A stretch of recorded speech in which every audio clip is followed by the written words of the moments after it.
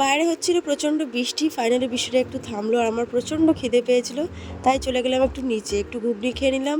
আর রাতের জন্য ডিনার এখানে আমি নিয়ে নিয়েছি। সয়াবিনের তরকারি আর ছিল সাথে একটা রুটি। এবার ঘরের ফ্রিজে কোনো সেরকম কিছু সবজি-টবজি কিছুই নেই। রান্নাবান্না করতে হবে। তাই সবজির দোকানে গেছিলাম আর ব্যাগ ভর্তি করে সবজি কিনেছি। আর নিয়েছি ভিটামিন ইর 600 এর ক্যাপসুলটা। খুব কাজের এই ক্যাপসুলটা।